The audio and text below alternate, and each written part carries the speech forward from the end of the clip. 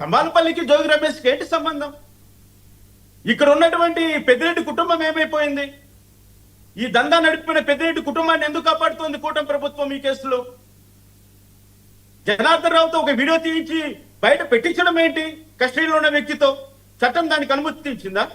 ఎవరి అనుమతితో మీరు ఆ వీడియోని బయట పెట్టారు? ప్రజలకు తెలిసిపోయింది అంతా, ఇలా నాటకం అంతా. ఇక్కడ ఏంటి ఒకటండి నిజం వర్మ గారు, ఎవరైతే కండువా మార్చే కల్తీ లీడర్లు, కండువాలు మార్చే కల్తీ లీడర్లు ఉన్నంత వరకు ఈ కల్తీ వ్యాపారాలు కొనసాగుతూనే ఉంటాయి.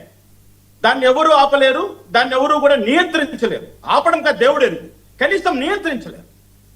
ఆ పార్టీ పోతే ఈ పార్టీ, ఈ పోటీ పార్టీ ఆ పార్టీ, అధికారంలో ఏ పార్టీ ఉంటే ఆ పక్క పోయి వ్యాపారాలు చేసుకుంటే దొంగలు ఎక్కడున్నా కూడా ప్రజల ప్రాణాలకు ముప్పే, ప్రజల ప్రాణాలకు అపాయమే. దాన్ని నియంత్రించవలసిన ప్రభుత్వాలు కూడా ఈ విధమైనటువంటి సైట్ పాలిటిక్స్ మొదలెట్టారనుకోండి, డైవర్షన్ పాలిటిక్స్, ఎక్కడ న్యాయం జరుగుతుంది? ఎక్కడ శిక్షలు పడతాయి?